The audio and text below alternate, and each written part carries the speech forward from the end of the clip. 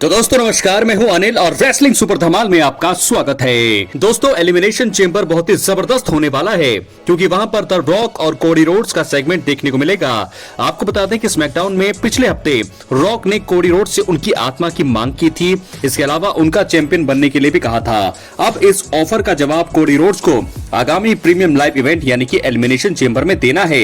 उनके अगले कदम पर सबकी नजरें टिकी होंगी। खैर, इस वीडियो में दोस्तों हम उन 3 चीजों के बारे में बात करने वाले हैं जो एलिमिनेशन चेंबर में कोडी रोड्स द्वारा ऑफर स्वीकार न करने के बाद द रॉक कर सकते हैं। तो दोस्तों इसलिए वीडियो के अंत तक बने रहें और अगर आप चैनल पर नए हैं सब्सक्राइब करने के बाद ऑल पर क्लिक करें क्योंकि फ्री है और यहाँ आपको हर प्रकार की रेसलिंग जगत से जुड़ी हुई तमाम जानकारी मिलती है और मिलती रहेंगी। इसलिए वीडियो को लाइक करें, शेयर करें, चैनल को सब्सक्राइब करने के बाद ऑल पर क्लिक करें। तो बात करेंगे हम पहले कदम का। अगर कोडी रोड्स उनका ऑफर स्वीकार नहीं करते हैं तो सीएम पंक को प्रेरित कर सकते हैं द रॉक। जी हाँ दोस्तों, सीएम पंक पहले से ही द रॉक के फैन नहीं है। दोनों का इतिहास रिंग में काफी तगड़ा भी रहा है।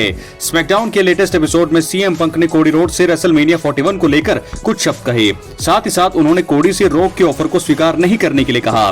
पंक ने यह भी कहा कि उनके शुरुआती करियर में अगर उन्हें ऑफर मिलता तो वो स्वीकार कर लेते। ये एक चाल भी हो सकती है। अगर सीएम पंक को रेसलमेनिया मेन इवेंट करने का वादा किया जाता है तो फिर वो अपनी आत्मा रॉक को दे सकते हैं। ये एक बड़ी संभावना है। कोडी रोड्स के मना करने पर the best in the world CM Punk को रॉक जो है ऑफर पेश कर सकते हैं। तो मुझे लगता है कि यहाँ पर सीएम पंक उसे मना नहीं करेंगे, एक्सेप्ट करेंगे, क्योंकि रेसलमेनिया का मेन इवेंट अब तक अपने करियर में नहीं किया है सीएम पंक ने। तो रॉक ऐसा कर सकते हैं। अगर ये ऑफर जो है सीएम पंक मांग करते हैं, सीएम पंक को अगर ये ऑफर मिलता है तो जरूर जो है सीएम पंक इसके लिए जाएंगे। और उनका तो है, मुझे लगता है कि रेसलमेनिया मेन इवेंट करने का सपना हो सकता है। इसके लिए जो है रॉक उन्हें एलिमिनेशन चेंबर में जीत दिला सकते हैं। तो मुझे लगता है कि ये चीज हो सकती है। ये एक बहुत ही बड़ा ट्विस्ट आ सकता है कल के एलिमिनेशन चेंबर में। बात करेंगे दूसरे कदम का। क्या एलिमिनेशन चेंबर मुकाबले में द रॉक शामिल होंगे? ये भी एक बहुत ही बड़ी संभावना है। ये चीज बहुत ही दिलचस्प हो सकती है क्योंकि अगर द रॉक आगामी प्रीमियम लाइव इवेंट यानी कि एलिमिनेशन चेंबर में एंट्री कर उसे जीत जाएं तो कोडी रोड्स उनके ऑफर को स्वीकार नहीं करते हैं तो आखिरी समय में रॉक एक बड़ा फैसला ले सकते हैं। रॉक चैंबर मुकाबला जीतकर रेसलमेनिया 41 में कोडी रोड्स को चैंपियनशिप के लिए चुनौती पेश कर सकते हैं। ऐसा हुआ तो चीजें वहां से बहुत ही ज्यादा रोमांचक हो जाएंगी। वैसे भी कोडी रोड्स और रॉक के बीच लंबे समय से सिंगल्स मुकाबला होने की अफवाहें चल रही है और वैसे भी पिछले साल के रेसलमेनिया के बाद हुए रॉ में रॉक ने खुद कहा था कोडी रोड्स को कि वो जो है जब भी अगली बार वापसी करेंगे तो उनके चैंपियनशिप के लिए जाएंगे। ऐसा अब तक हुआ नहीं है लेकिन वो हो सकता है अगर रॉक जो है एलिमिनेशन चेंबर में एंट्री करें, क्योंकि वो बोर्ड ऑफ डायरेक्टर हैं, टीकेओ के मेंबर हैं, खुद ही एक मालिक हैं। तो ऐसे में वो खुद ही फैसला कर सकते हैं अपने आप को किसी सुपरस्टार की जगह एलिमिनेशन चेंबर में जा सकते हैं और वहां पर जीतकर कोडी रोड्स को चैलेंज पेश कर सकते हैं रेसलमेनिया 41 के लिए। तो दोस्तों ऐसा होने की संभावनाएं भी लग रही है। बात करेंगे तीसरे कदम का। कोडी रोड्स से उनकी चैंपियनशिप छीन भी सकते हैं रॉक। जी हाँ, ये भी हो सकता है दोस्तों। अब तक फैंस द रॉक की ताकत को पहचान गए होंगे। वो बैकस्टेज किसी के लिए भी फैसला लेने में पूरी तरह से सक्षम है। अगर कोडी रोड्स ने उनके ऑफर को स्वीकार नहीं किया तो फिर रॉक उनके खिलाफ बड़ा कदम उठा सकते हैं। हो सकता है कि कोडी रोड्स से उनकी अनडिस्प्यूटेड WWE चैंपियनशिप रॉक छीन ले।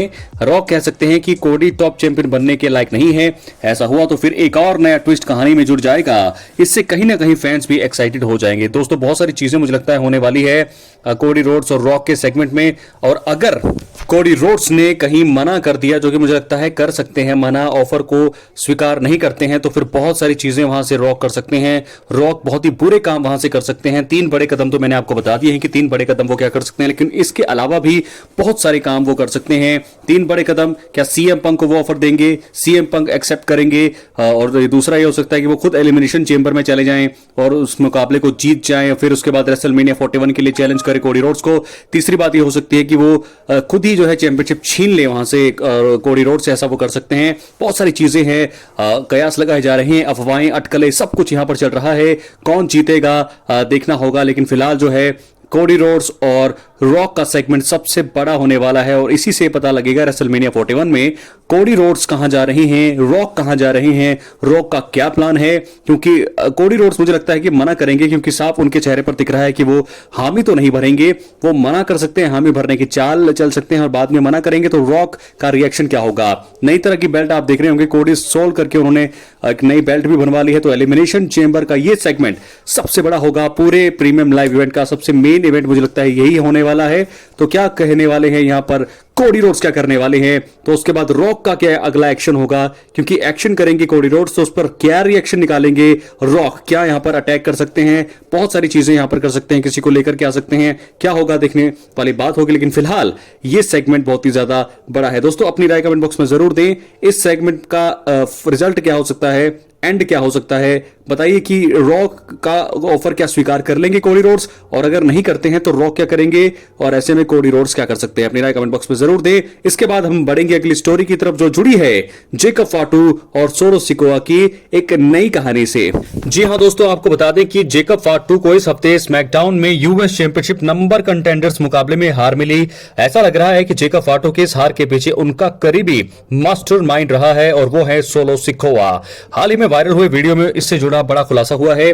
बता दें कि जेकब फाटू ने इस हफ्ते स्मैकडाउन में एंड्राडे को हराकर एलए नाइट और कार्मेलो हेज के खिलाफ यूएस चैंपियनशिप नंबर 1 कंटेंडर्स मुकाबले के लिए क्वालिफाई किया था।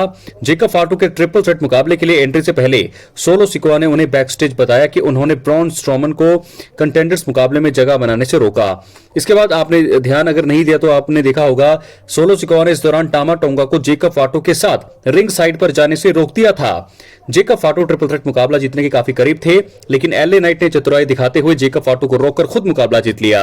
अगर टामा रिंग साइड पर मौजूद होते तो एलए नाइट शायद ही जेकब फाटू को जीत हासिल करने से रोक पाते। अगर समोन वेयरवुल्फ जेकब फाटू को सोलो सिकोआ द्वारा की गई इस हरकत का पता चलता है तो मैं आपको बता दूं, जो हम कह रहे हैं इन दोनों के बीच मुकाबला रेसलमेनिया 41 के लिए वो हो सकता है। सोलो को जरूर वो सबक सिखाना चाहेंगे चीज के लिए, क्योंकि सोलो सिकोआ ने भी क्राउन ज्वेल 2023 में जॉन सीना को हराया था। जेकब फाटू ने मसल मैन माल्कम को दिए इंटरव्यू में इस मुकाबले के बारे में बात की। इसके साथ ही जेकब फाटू ने खुलासा किया कि इस मुकाबले में सोलो की जीत के बाद उनकी आंखों में लगभग आंसू थे। फाटू ने कहा, मैंने इस मुकाबले को पीकॉक पर लाइव देखा था और ये अच्छा था। ऊसो के साथ बड़े होना और जॉन सीना को देखना, उन्होंने हमारे कई फैमिली मेंबर्स के लिए साथ रेसलिंग करी है। जो कुछ भी उन्होंने सोलो के लिए किया और सिकोआ ने जो भी किया वो काफी शानदार था। ये हमारी फैमिली है और हम लोग एक हैं। सोलो की सीना पर जीत को देखकर मेरी आंखों में लगभग आंसू थे। हम इस बिजनेस को प्यार करते हैं, इसलिए इसने हमारी जिंदगी बदल कर रखती है। इस बिजनेस से हमारे बच्चों का पेट भरता है, इसलिए ये अच्छा था। दोस्तों फिलहाल अच्छा तो यहां पर कहा है बहुत सारी चीजें जेकब फाटू ने, लेकिन मुझे लगता है कि अब रेसलमेनिया 41 में ये बड़ा मुकाबला हमें देखने को मिल सकता है, जेकब फाटू वर्सेस सोलो सिकोआ।